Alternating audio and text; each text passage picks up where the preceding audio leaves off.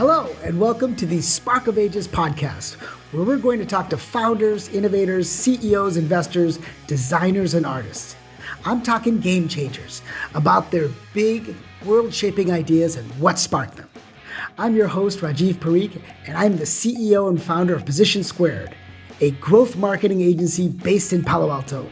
So yes, I'm a Silicon Valley entrepreneur, but I'm also a business news junkie and a history nerd. Whether it's how World War I tanks were cleverly designed to defeat trench warfare, or how today's digital health devices may help us defeat mortality, I'm fascinated by how big world-changing movements go from the spark of an idea to an innovation that reshapes our lives. In every episode, we're going to do a deep dive with our guest about what led them to their own eureka moments and how they're going about executing it, and perhaps most importantly, how do they get other people to believe in them so that their idea could also someday become a spark for the ages. In addition to myself, we have our producer, Sandeep, who will occasionally chime in to make sure we don't get too in the weeds with tech jargon. He's a comedian, writer, and actor based out of LA, who's been on some really cool shows like The Guild, Community, and Glitch Techs. But his most important credit is he's my little bro. Say hi, Sandeep. Hi, Sandeep. This is the Spark of Ages podcast.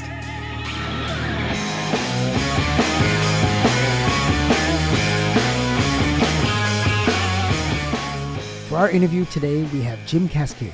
Jim is currently the CEO of the private equity-backed rocket ship Conversica. Founded in 2007, Conversica is the pioneer and leading provider of conversational AI solutions consisting of a suite of AI assistants, aka digital team members. It's dedicated to helping revenue-centric organizations attract, acquire, and grow customers at scale. Jim is the CEO of over 21 years. He's been part of 11 startups, 7 of which he helped found, 4 of which he was invited into, and 5 of which were sold. His startup experience involves building high-tech businesses ranging from artificial intelligence, security, cloud computing, enterprise software, software as a service or SaaS, online and mobile digital media, online and mobile advertising, and semiconductors.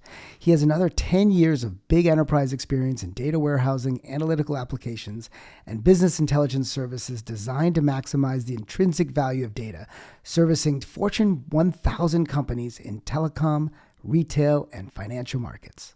Jim is a close friend. He's a brilliant guy. He's a leading mind when it comes to the thing that's on everyone's minds today, which is artificial intelligence. We're going to dig into that, as well as his journey as an entrepreneur, an executive, and a father. We want to see what makes him tick. I knew Jim would be the perfect guest for this show because I would sit with him many times and see him literally take over a room, especially when he runs workshops. He has this uncanny ability to just brighten up the room in real time.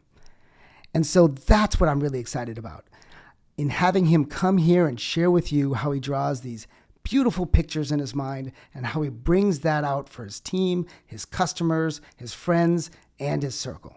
Here's what I'm excited about real quick, Rajiv, is learning what a SaaS company is.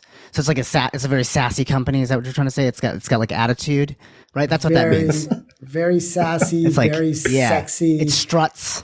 Is that what SaaS is? When you buy from a SaaS company, that's exactly what you're doing. Isn't that what you do, Jim? Well, I know I don't strut, but yeah, it's everything as a service, right? What's the S stand for? Software, I guess. Software as a service. Yes, I did look it up. Not a strut as a service. It's software as a service. It's not sexy as a service. All right. Fair enough. What is more accurate? Will AI unleash human productivity unlike any other technology before? Or AI will end up putting everyone out of work?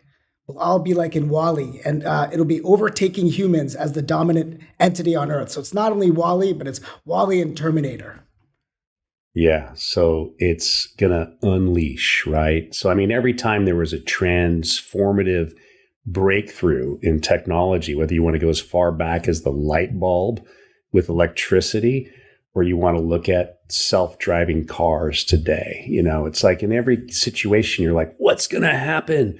Self-driving cars, it means you're not going to need anybody driving a taxi or, an Uber or a Lyft. And there's always this initial response that you're going to replace people. And I think at the end of the day, what you end up doing is you may be displacing particular roles or functions, but you're definitely not displacing people. You're unlocking them to become even more high value. So they need to reskill and actually do things that are actually more meaningful to them as employees, let alone the businesses and customers that they serve. So I think the quick answer is unlocks. I mean, we are all So let me benefit. challenge that a little bit, Jim.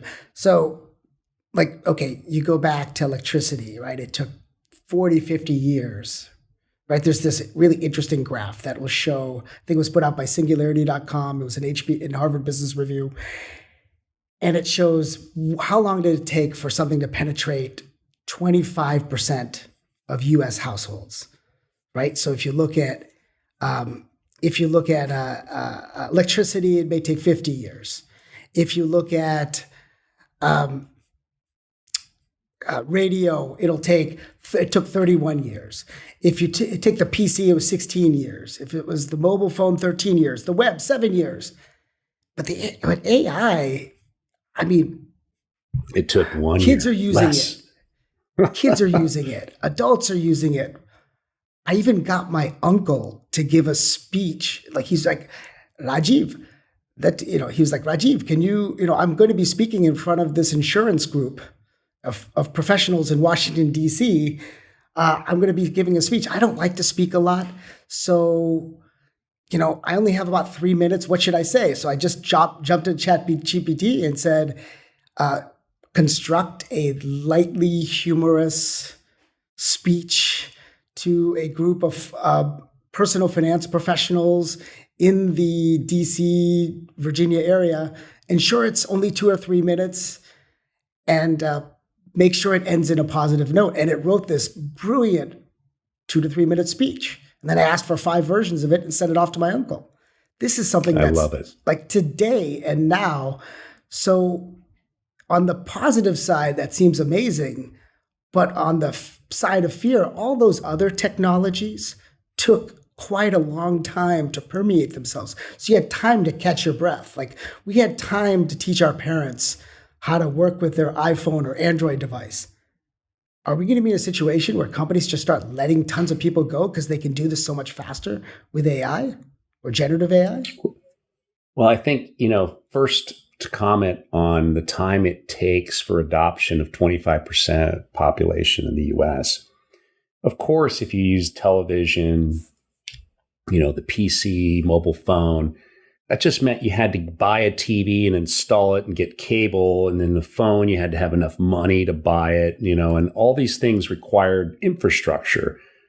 Whereas these technologies with AI, all the infrastructure's there. You just, log in, establish your Barrett account, with Google or your Chat GPT account. It's with basically OpenAI. Free and available It's basically today. free. And I don't have to, not to them. Exactly. And I don't have to buy a radio and plug it in. I don't have to, pipe electricity into the house. Those previous breakthroughs required a lot of plumbing. The plumbing's there. The cloud is there. So, so of course it took a very short time for this type of AI and the use case being a kind of chatty interface. It's almost like a new way of search, right? You're discovering things through an exchange that feels like a conversation, which is just so much normal than typing in, a phrase and then seeing a list. It almost feels like search is 1.0. And now this breakthrough with AI is search 5.0. So I think adoption makes sense. And then, what happens now that everybody's using it everywhere and you're inserting it into every use case. Again, I think just the level of productivity for every human out there just goes through the roof. I mean, a coder doesn't have to code the basic, functions. It just uses AI to generate, and the coder can now think about kind of the actual use cases and what they want to do for the business and for the end consumer. And so at the end of the day, people are going to benefit, and us as end consumers of these products and services are going to benefit. I just think it's going to cause more job opportunities. And clearly now there's a class of prompt engineers, more, scientists that are thinking about how to apply the AI in various applications. And so you have a whole new workforce of humans springing up, filling in where, I think those old job functions, are now being replaced. Right. So I think this is where you can maybe, so what you're saying is, hey, look, people may be afraid, and fear is a natural thing when there's tremendous change. The game is to actually go and play with these tools because they're free. Actually, you've been using a lot of these tools anyways, but you just haven't seen it to the level that we see when you type into this new interface, something very conversational, right? The new code is English, right? It may not be learning Python, or it certainly isn't C++. It's like English is the new code. I can write something in and it can generate code for me, or give me directions on where to go, or tell me what I can do for 10 days in Barcelona, right? All kinds of cool things that I could do that I never could before. And so maybe I get more productive, and I get more productive than others. But let's go back a little bit. So this is all about interface, right? So from your point of view, is there something about AI, or even conversational AI, that really no one's asking about? Most people just can't be mindful of all the use cases that this can be applied to. But I think if you go into any vertical and you just give yourself an opportunity to think about the processes that just don't work, whether it's healthcare and getting access to information you need, helping you diagnose, something, to, just understanding where you want to put your money and invest, in banking. So you just go through every vertical, and there's things that cause friction.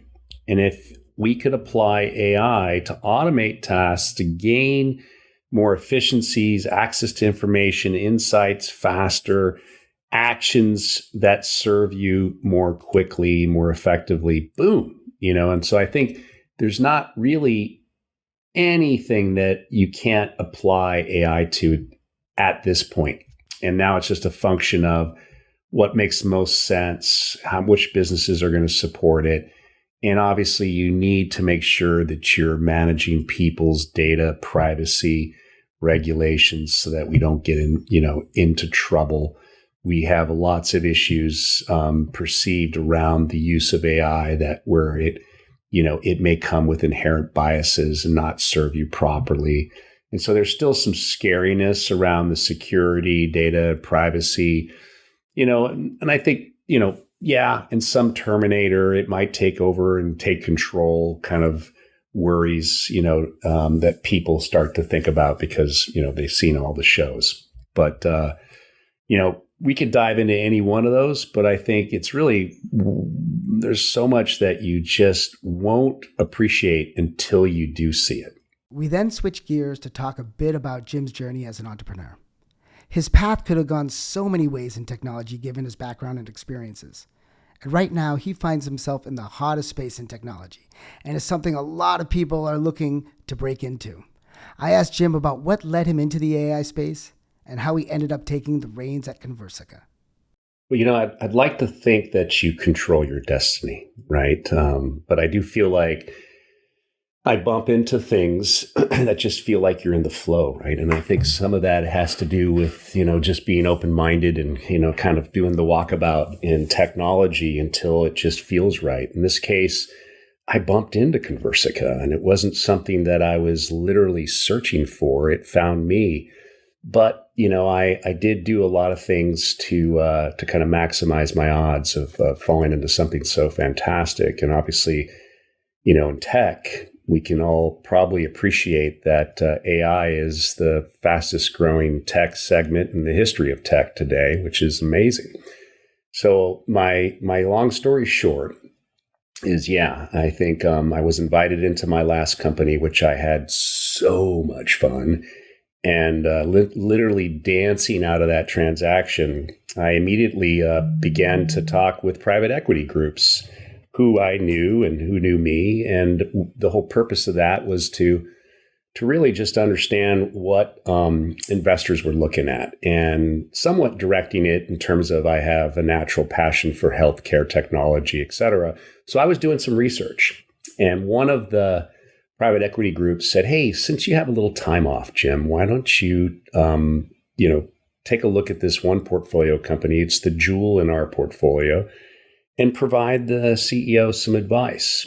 And I was like, yeah, sure, I'd love to. And note to CEOs out there, if another CEO gets invited in to give you advice, you might lose your job. Now, that's not what I was intending to do, but when I looked at Conversica, I absolutely fell in love with it. And the reason why I fell in love with it was because I was looking through kind of three lenses. One, operational. I thought there were a lot of things the business had matured to, but had so much more potential in terms of just playbooks around how to run the business. And those seem to be very low-hanging fruit. Things like leveraging offshore, talent, for example. They had 100% onshore, things like that. The second lens I was looking through was one that I had just had previous experience in, and that was big data and analytics. I had run a group of 1,000 data scientists, which sounds like a very large group, but it was a small segment of a larger business. And we did about 800 big data projects a year. And I remember from that experience, so many great applications of machine learning and deep learning, which I have a lot of history in. And with this experience, I saw some amazing big customers doing, trying to solve hard problems. But what would always happen in that experience is we would apply these algorithms, we would do some segmentation and some really neat analysis, and we would say, hey, here's what you should do. And then when the customer says, that's a great idea, how the hell do we operationalize that? We'd always kind of bump into the wall on how we take sophisticated analytics and incorporate it into your business day to day. So that, to me, was always a big issue. And so this business at Conversica, they took we have been taking really sophisticated algorithms and applying them. It's applied AI. And so operationalizing it, making it an application and easily digestible, something that people can actually consume as a business, was very interesting to me. And then the third lens that I was looking through, I ran a business of digital transformation, and that was about 7,000 people, which just sounds crazy given that I'm a startup CEO. Neat thing about that was we did a lot of work with big customers to help them digitize, right? To make more applications that engage people digitally.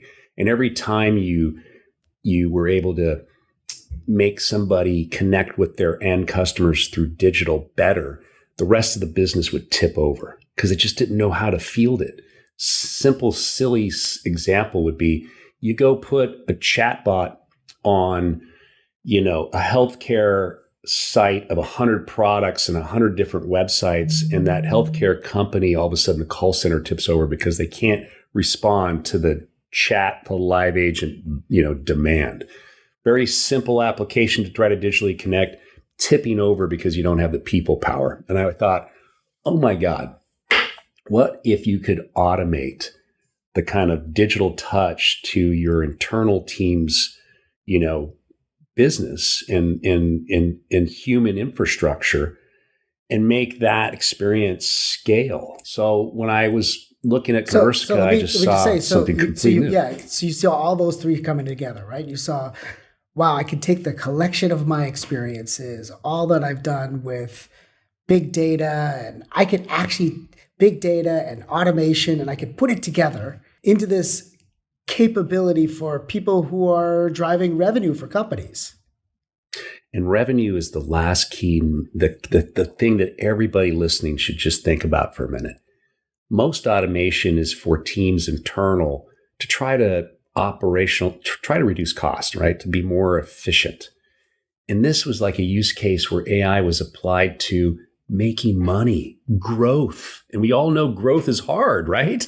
And the idea of applying this automation to revenue teams was very new in my mind. I was like, this doesn't exist. This is impossible, right? You can't put your biggest and most important asset, your customer, in the hands of something like whatever AI, however you define it, you have to put it in the hands of a human, right? That's the big question mark. This is the thing that was really novel, that really piqued my interest.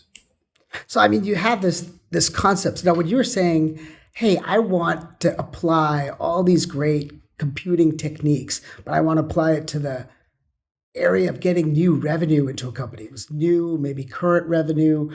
Now, how did that apply to Conversica? Because Conversica was actually around for a little while prior to you joining. People have been talking about AI since, hell, I even started a company back in 2004 on AI, and that was one of the ones that didn't go so well because I was way too early. Did you see this as, wow, I'm just going to have a bunch of bots talk instead of my salespeople talking to prospects? Is that what your thought was?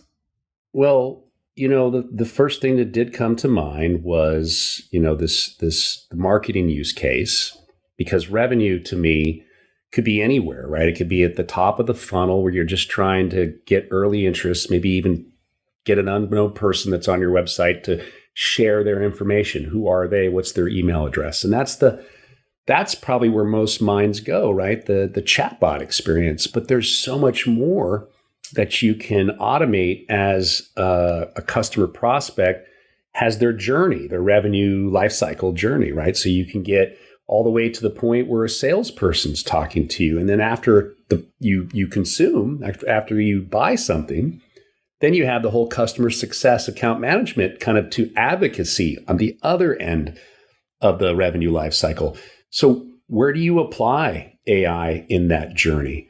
And most people, they just think, yeah, it's a chatbot, must be a better chatbot. And then there are those that naturally gravitate towards the use case that I believe AI was born into for enterprises, and that's customer support. So when you're an existing customer and you got to frequently ask questions, it's a very simple way of just automating. Well, ask it a few questions and it'll give you a few answers. And it doesn't have to be totally accurate, and it doesn't have to be human-like. It's just an automated way to get access to information. Those two use cases are so, let's just call it generation one of AI, in the sense that most people are frustrated. They don't get what they want. Many of them will escape that experience and probably leave your website unhappy, and you've lost that customer prospect. That's most people's experience. It's like that thing on the phone, like you go, representative, where you press 9. Yeah, you're screaming. You're like, 0, rep. Get me out of this hell. Yes, I bought from you, and now you're going to screw me over by walking me through your Well, freaking the person menus. will reach out to them and say, what is it that you wanted? And then you got to repeat everything that you already provided, right? How many times have you got through 5 handoffs and you had to start from scratch? Yeah, it's a horrific experience. I think just pulling it back, you're sort of taking a 30,000-foot view, like, of what Conversica is for those who are just not familiar. Like, can you give us? So I'm kind of piecing it together based on your conversation that, like, okay, it's essentially that's what you're solving for. You're solving for the problem of getting on the phone and screaming at screaming for operator, using AI chatbots. Is that a fair a way of saying what Conversica and its mission is, or can you give us what that is from the top down? So there's a chance that everybody listening to this has engaged with a Conversica digital assistant, and you didn't know. Yes, absolutely. We have so many big brands that use us, and every interaction is so powerfully human, right? So what you're experiencing as an end user is you'll go to somebody's web property and you might, want to get a white paper that's on that website. So you fill out a form and you download it. Immediately, Alyssa reaches out to you and says, hey, Rajiv, noticed you downloaded this white paper. Is there anything else you would like to have, or anybody you would like to speak to? Do you have all the information that you need? Can I help? And Alyssa is a digital assistant. Now she's able to interpret Rajiv's response. Anything he says, she'll interpret it 98 out of 100 times. She's accurately interpreting you, and then she'll take the right next best action, which is to respond back to you and say, yeah, sure, Rajiv, I'll connect you with a salesperson, or I'll give you a new piece of information. And so this digital assistant experience, it's a persona that our clients have established in various business functions. And in marketing, as Rajiv said, it's early in your kind of brand awareness and you're just kind of doing discovery. So you just need more information. Later on in your life cycle, you might be ready to get some pricing information. So we have digital assistants that act like salespeople. They're like inside sales development reps, business development reps, lead development reps. They all have different titles in different industries, but they're basically people trying to qualify you and get you further to the point where you're sales ready, right? You're literally ready to buy.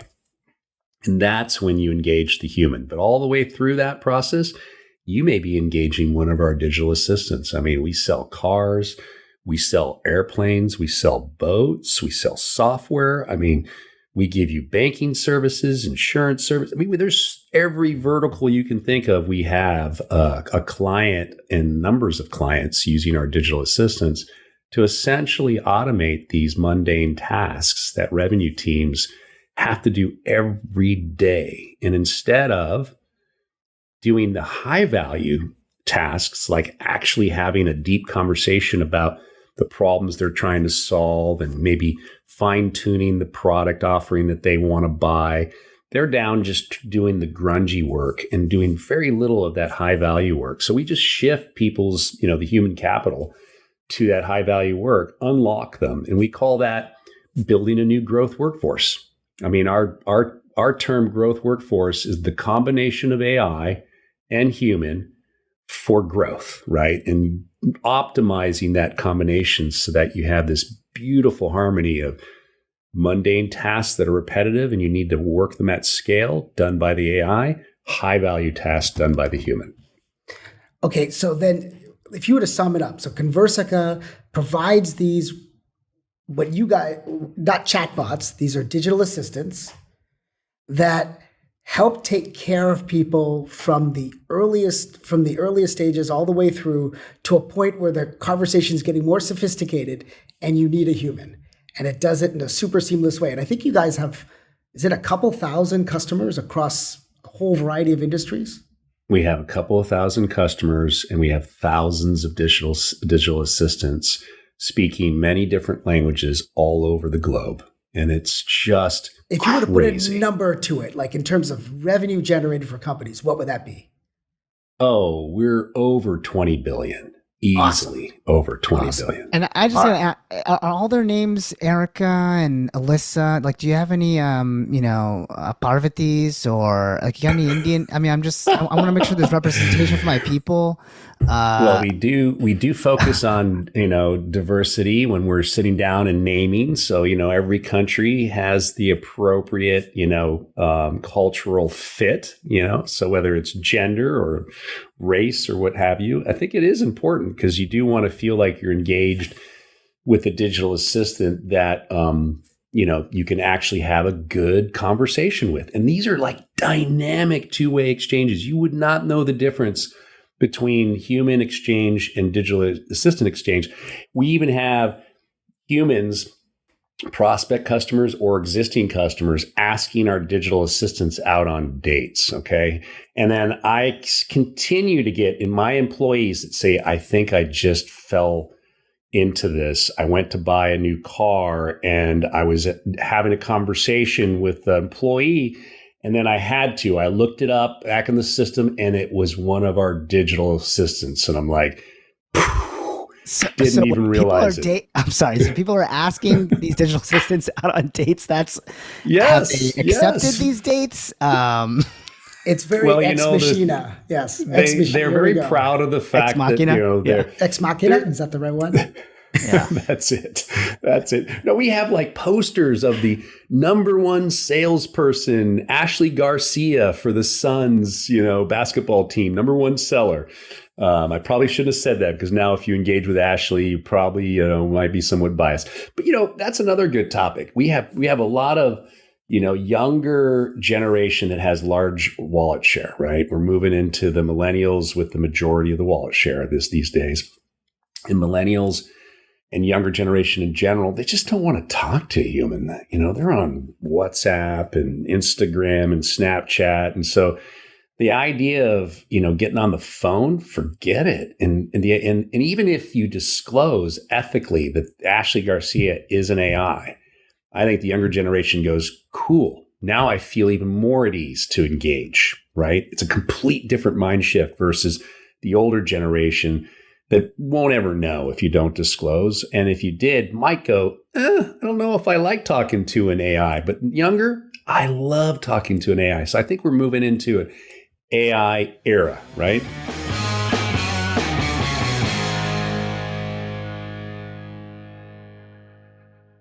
Jim has been a CEO for over 2 decades and has a ton of experience and wisdom to draw from to help lead his teams. I wanted him to share some of that with us, and I also wanted him to tell us about the early part of his journey, when his path was more uncertain about which direction to go and how he made those choices, to find out what his spark was that got him to where he is today. If I take it up to the highest level, I basically have 3 main pillars to how I approach business.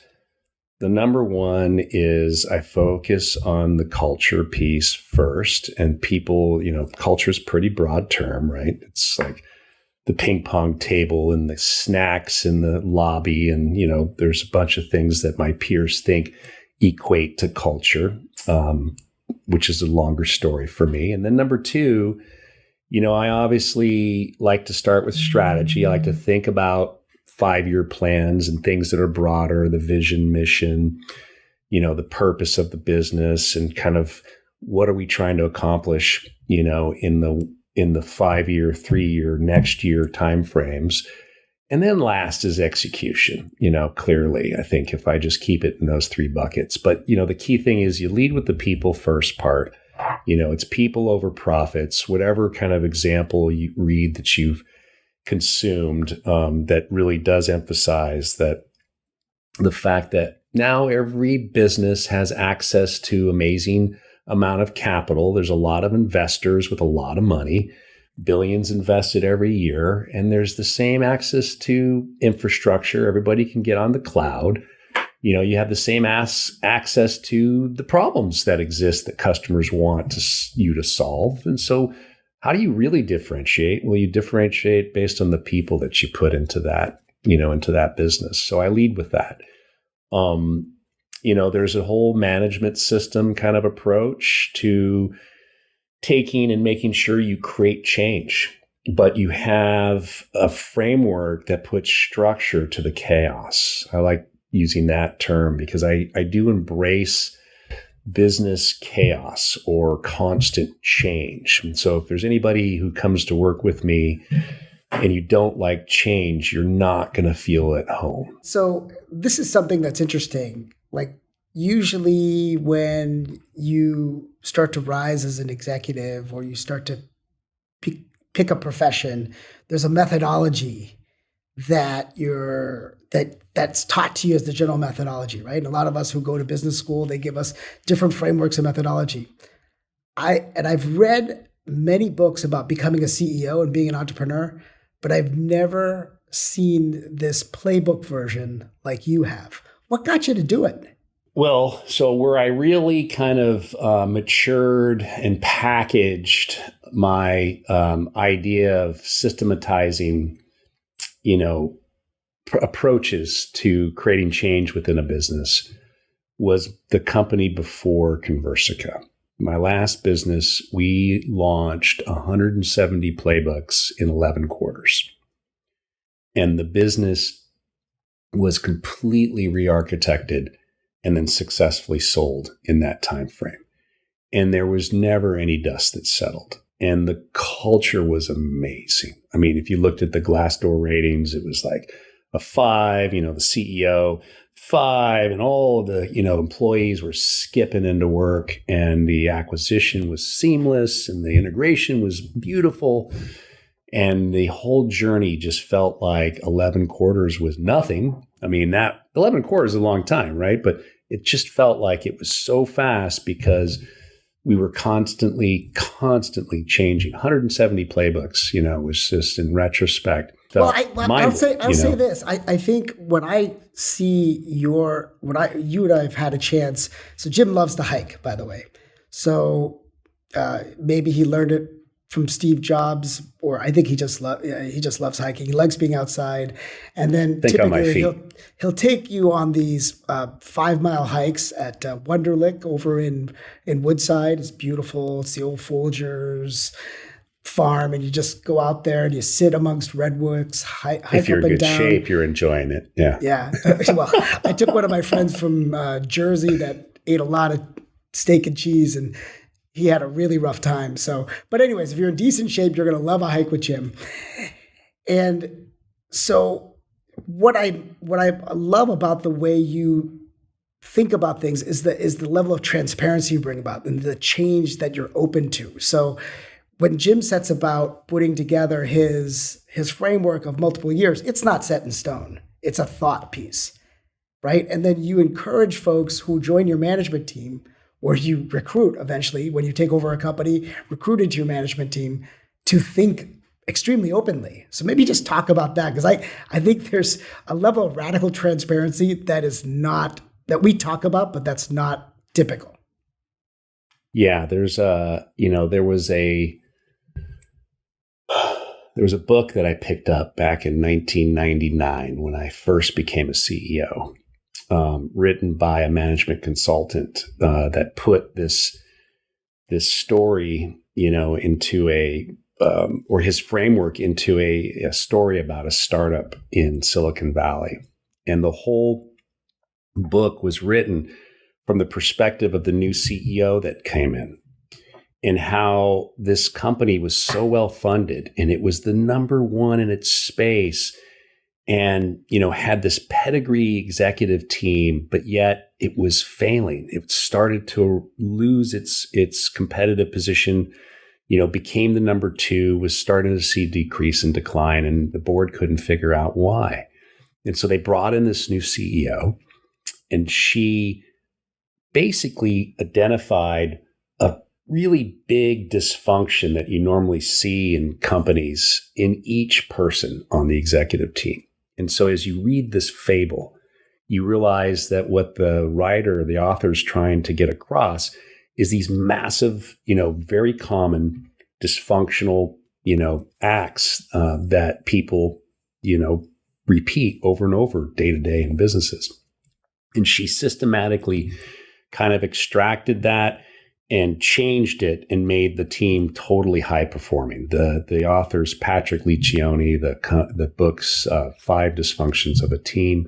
When I read that, it was so simple, but it was such an aha that I kind of applied the same business framework to my teams moving forward. And I've been doing it now for decades, where the basic fundamental layer of high functioning teams is having just an amazing amount of trust, to the point where you share as much with each other as you would with a close family member like your spouse. And to get to that level of trust, you have to have kind of the cone of silence. What you say here stays here.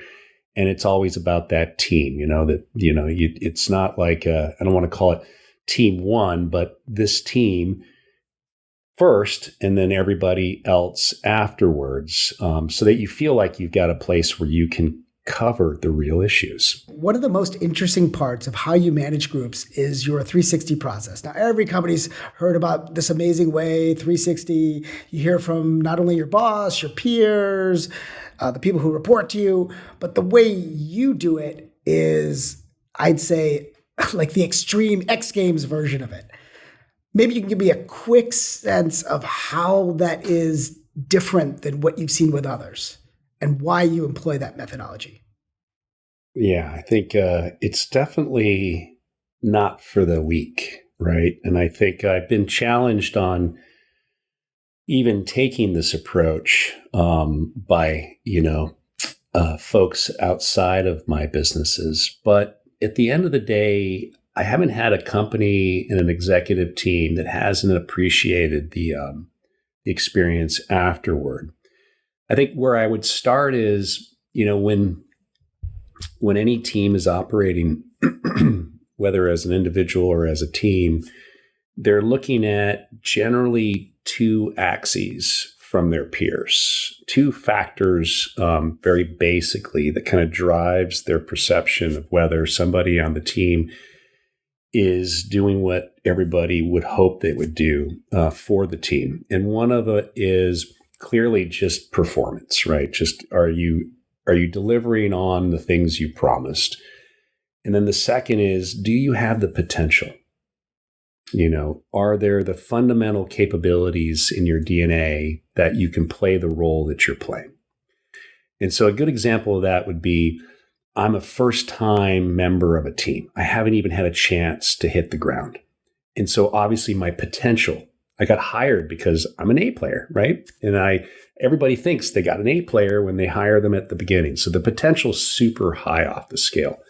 But the performance isn't there because they haven't had a chance to perform.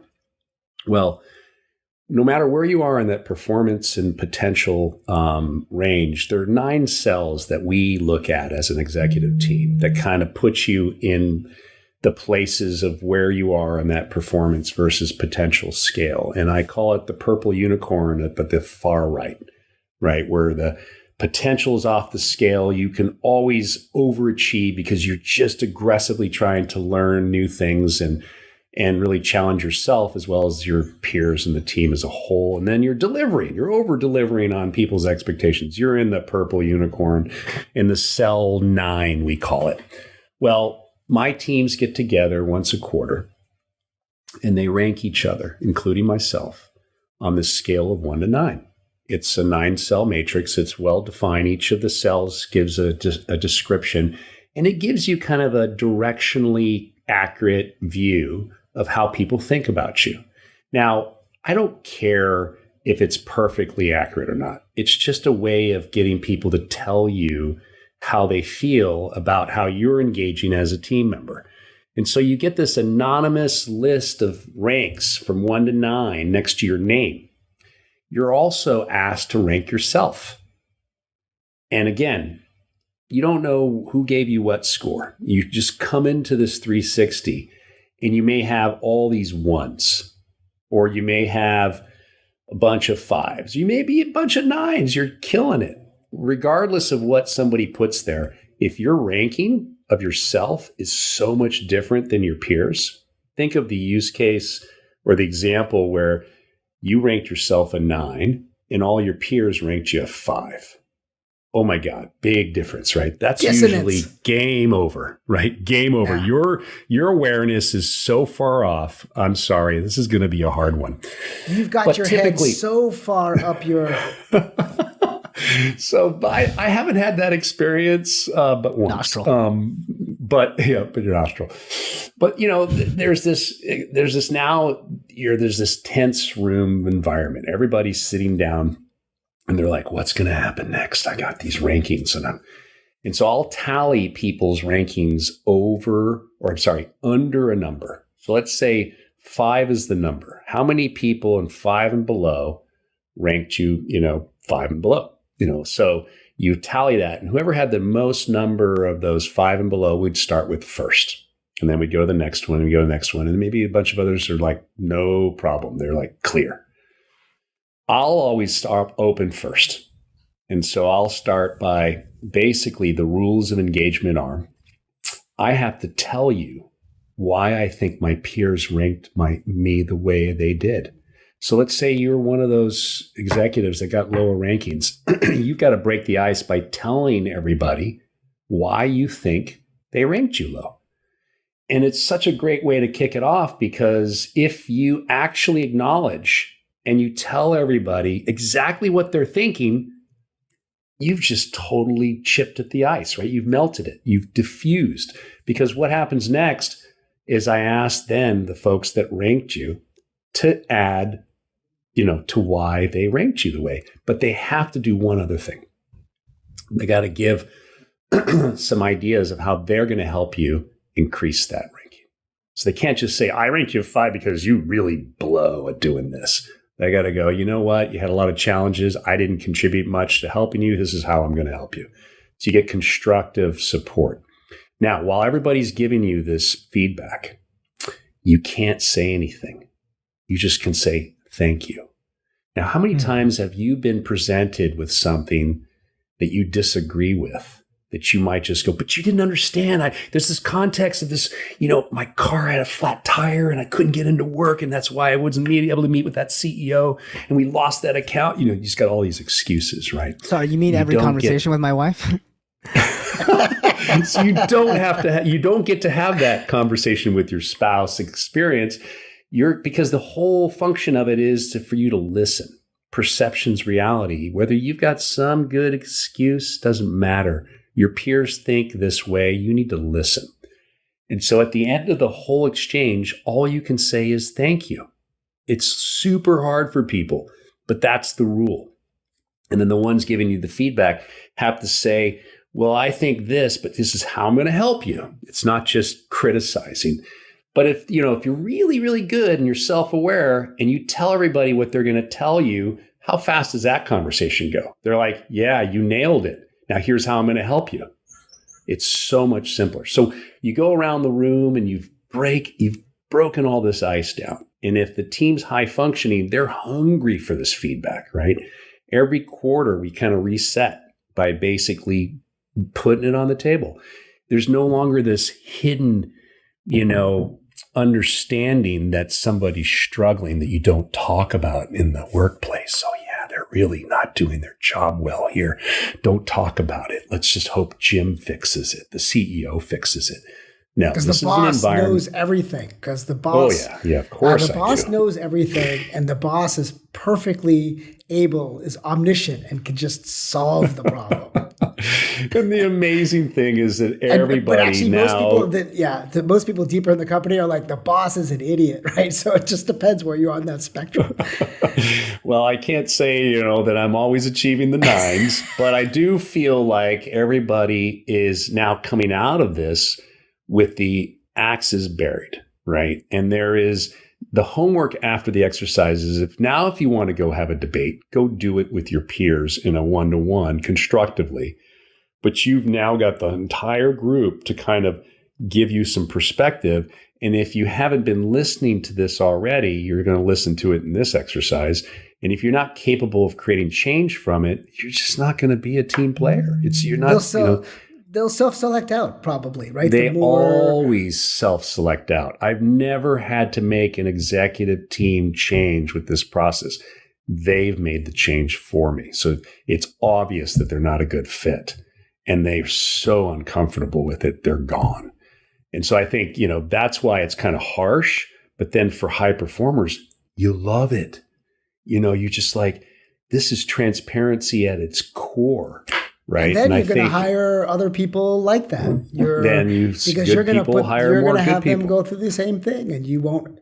And even if you come in as more guarded because you come from a different environment where different culture, CYA was rewarded or blaming other people was rewarded, you will learn that you'll have to change, and you'll probably have to give them some time to make that change, but they'll eventually work themselves into it or self-select out or be self-selected out or be helped out. Exactly. And it's a process that takes 1 to 2 quarters.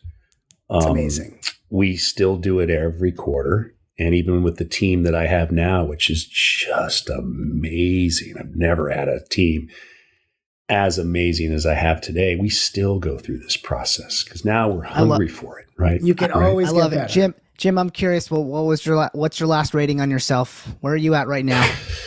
Let's see. I got Kaskade. I put myself at an 8 out of 9, and I had 1, 2, 3, 4 8s and 3 7s. Okay.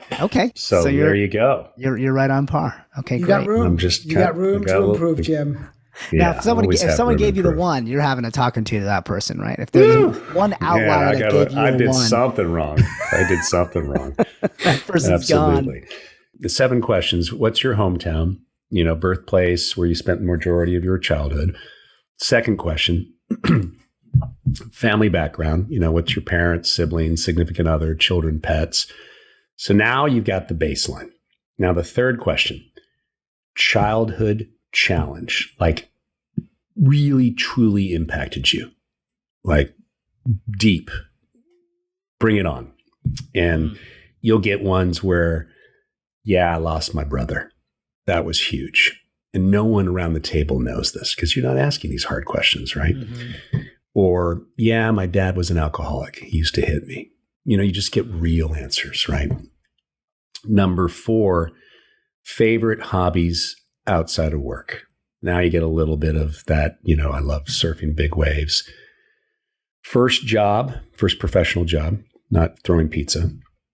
And then worst job and why. Mm-hmm. And then lastly, what's your greatest strength, your superpower, and your greatest weakness or your kryptonite. But that childhood challenge one.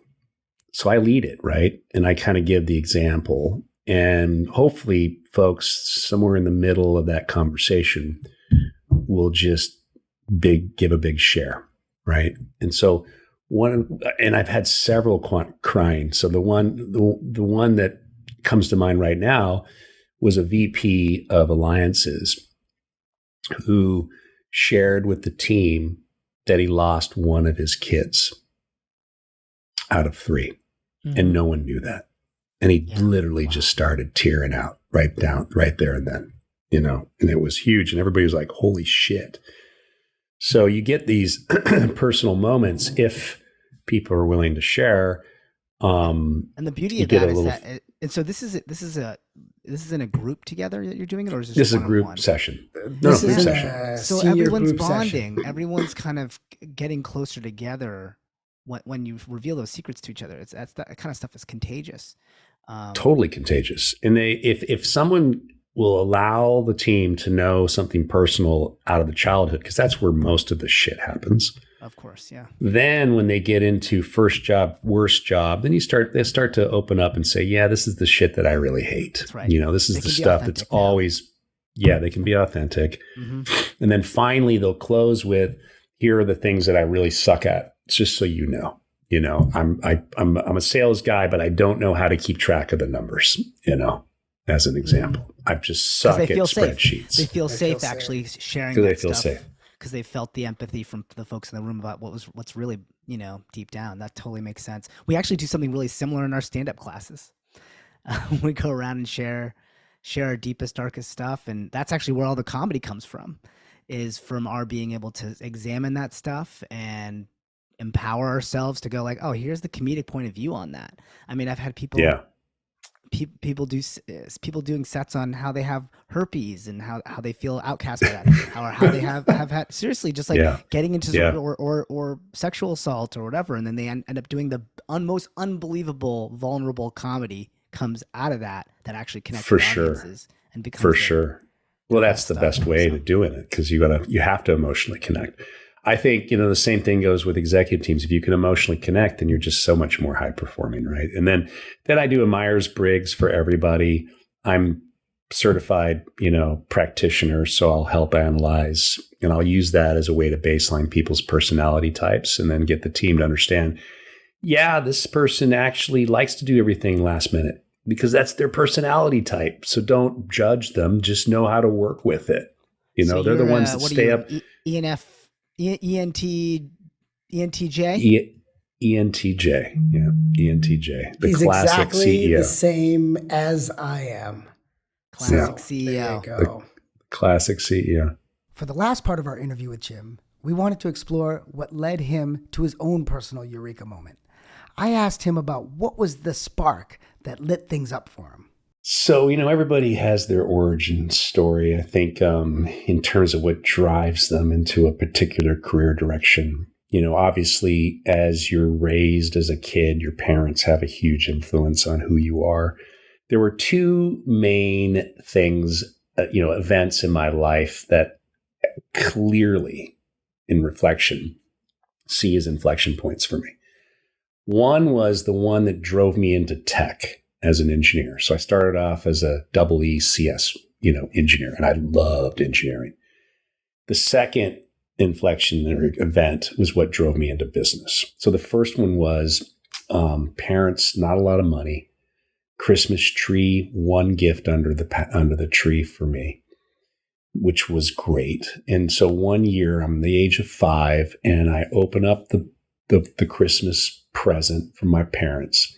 And in it is one of these remote control Trans Ams.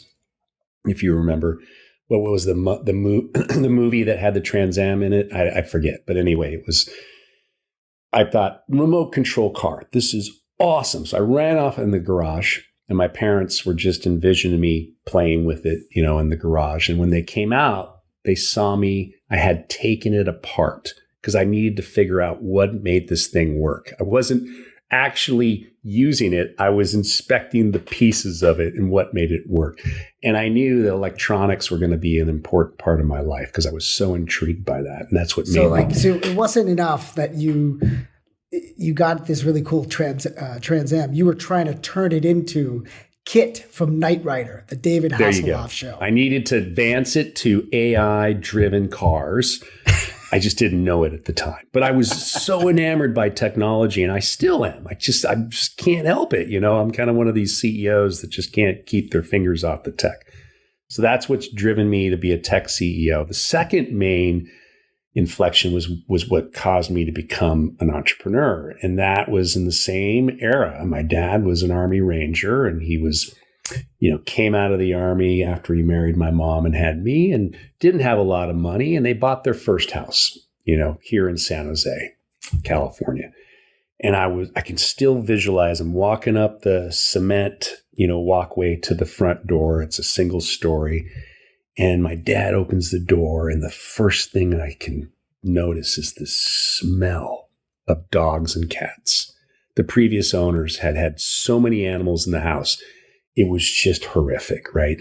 Wood paneling. It was dark. The carpets were thrashed. And I looked at my dad and I'm like, Dad, this place is a wreck. And he's like, yeah, we're going to fix this up. He was very hands-on, right? We ripped up the carpets. We pulled the paneling off the walls. And while I was helping my dad, I was asking him, Dad, why didn't we buy a house that was kind of ready for us, instead of having to do all this work? And he said, son, this is all I can afford. And I go, well, why can't you afford more? He goes, well, my job, it doesn't pay as much, as I, would need to buy a more expensive house. I'm like, well, what jobs do pay more? And he'd rattle off, you could become a lawyer, an airline pilot. And he goes, you could start your own company. I'm like, what does that mean, starting my own company? He goes, yeah, a lot of people who start their own companies, they're the boss and they, kind of set the pace and, many of them are really successful. I'm like, that's what I want to do. I want to be able to run my own company, be able to have a culture that fits me, and then I can buy a house where I don't have to rip up the carpets when I first walk into it. So that was a huge inflection point, totally influenced me. Combination of being an electrical computer science engineer, I went into tech, and the rest is history. How did from perspective of, folks who are executives now or managers now, and they want to make that leap. How did you make that leap, right? From working for somebody, you didn't just jump right in. You didn't go, okay, Dad, I'm going to start my company right now, right after I finish these carpets, right? How did you make the leap? No, I mean, like most people, yeah, I mean, most people will jump into a big company, Google, Facebook, Twitter, name your web skill success here in the Valley. You'll jump into a company that you're, passionate about. You'll learn a lot there. I did in my first 10 years. And then I realized, man, it's been 10 years. I've been working for this big company, this whole vision of trying to get in and become an entrepreneur. Then my next leap was into a startup. I went to work in a startup, an existing startup. And that was my first kind of, taste of what small and nimble and, entrepreneurial really meant, but it wasn't my own. And that first company, I spun out some technology and started my first. And when I started my first company, I didn't start it on my own, right? I had an amazing set of co-founders where there was known chemistry, which was really important, and clear, strengths that we augmented each other with. And then I had an amazing board of directors. Oh my God. And I was so lucky to bring in a mentor who became my chairman. who chaired and mentored me as a CEO, gave me my wings as a CEO. So if I had like a message for entrepreneurs out there starting, it would be pick that first team like you pick your family members.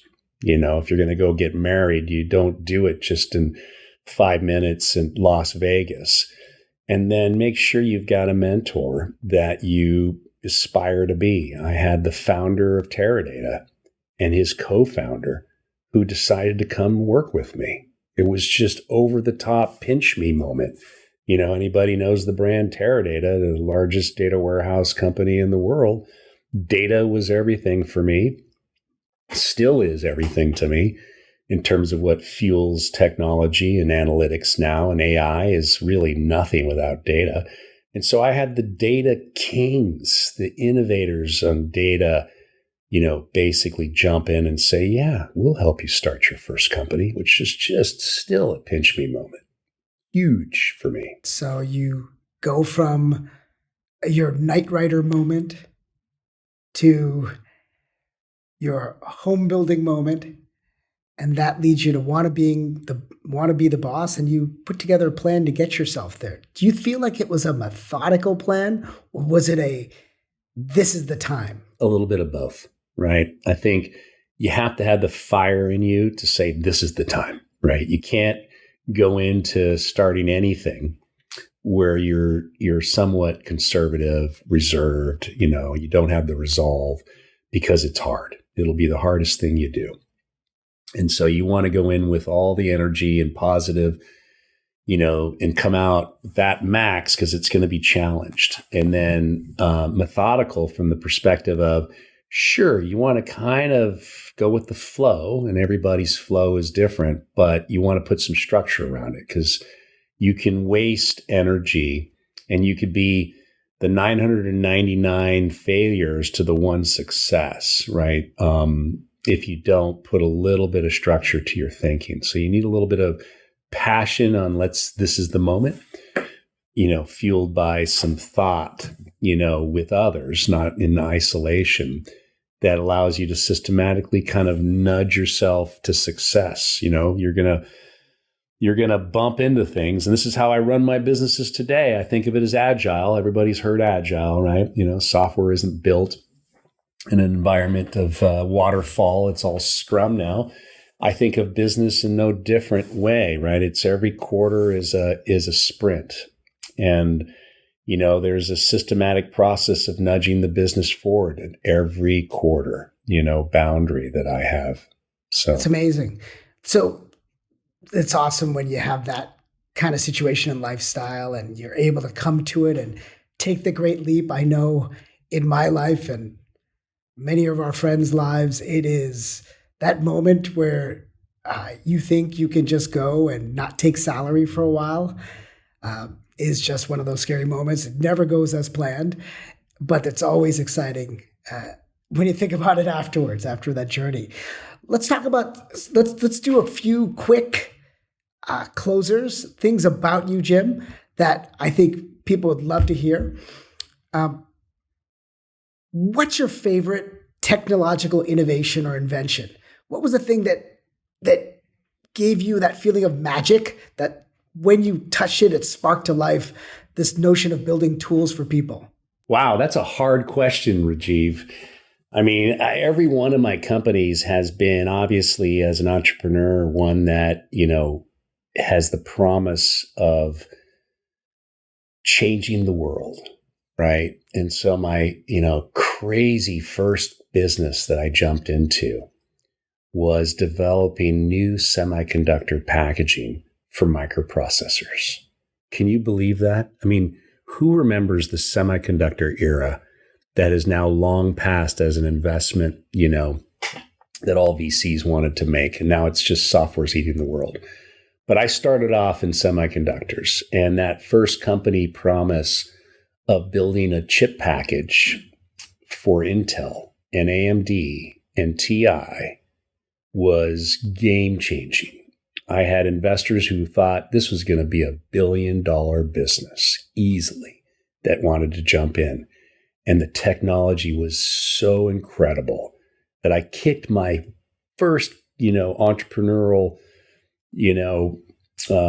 experience off with what I thought was just gonna make it. And that's a story in itself. But it literally was what, is now in my blood, the experience of that technology that would have made Moore's Law look like nothing, to the board that I had that was amazing, to just the experience of the whole ride. Building something from scratch that could change so many things. So Jim, I want to thank you. This was so much fun to chat with you like this, being one of my first guests.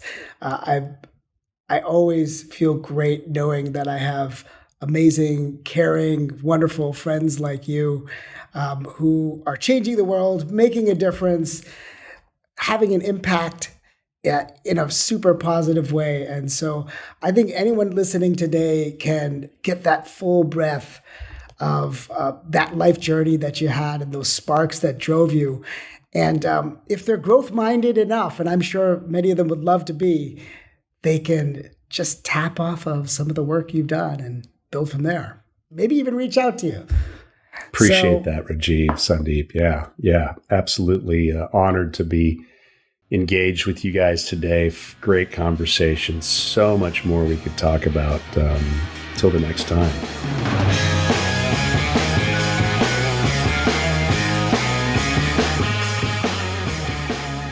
Wow, that was really amazing. It was so great to have a person like Jim Kaskade working with us, chatting with us, telling about his life, his journey, what sparked him, how he became an AI CEO of a really cool company, but really what motivated him to get there. And I'll tell you, the one thing that got to me that I really wanted others to learn about was how he leads a transparent culture. And how these 360 reviews, you're like, well, what the hell is a 360 review? It's when all these people are interviewed, all these people are assessing you. It's like not just hearing from your teacher, but it's like the students and your peers, your other folks. And in the workplace, it's your boss, it's your workers, it's all the peers around you. And it's like a personal experience. It's like it's like a joint therapy session. That's right. And I think when that happens, when people get vulnerable around each other and they start to admit, their faults, or they talk about childhood traumas or whatever it is, you end up feeling closer to them, and you want to help them, because inherently I think we want to help each other. Anything on the AI front that you gotta take away from? I've heard so much about AI, and with Jim, I've had a chance to do seminars with him, with other folks. And so what I got out of it was that sense of optimism that these are tools that are so very optimistic. Yes. So easily available. Yeah. So easily available to us that it's not going to just, yes, it might take over the world. This might be a Terminator scenario, or it could be something that can help us tremendously today. Yeah. I feel like the Terminator scenario is far away. I'm less worried about that. For me, it's the velocity that, the change is happening, that, like you talked about, like it took, 50 years before we really adopted the light bulb. And so we had all this time to kind of adapt to what that might, who might be out of a job, or whatever, lantern lighters, or I guess whoever those folks were, like, who had to figure out a new trade. And so, but right now, things are happening month to month, it feels like. Or day by day. I mean, I think there's this whole notion of the disruptive nature of generative AI. And we have to remember that it was just introduced in November of last year, of 2022. And it's just truly coming into the mainstream. Like the latest version of their language model is so much better. But it's approachable in that it's an interface question in which, just like original browser is to the internet, when you had a chance to view things in a way that you never viewed before, or social media is to the message board conversations. Now you have this even easier interface. You could just ask this prompt anything you want in English, and it'll figure stuff out for you. Well, I'd just like to let you know that I've been in a chatbot this entire time, and Sandeep is not actually here. So Sandeep.ai. I hope you've enjoyed this fake conversation with your fake brother. All right. Thanks for listening. If you enjoyed this podcast, please take a moment to rate it and comment. You can find us on Apple Podcasts, Google Podcasts, everywhere podcasts can be found. We'll catch you next time.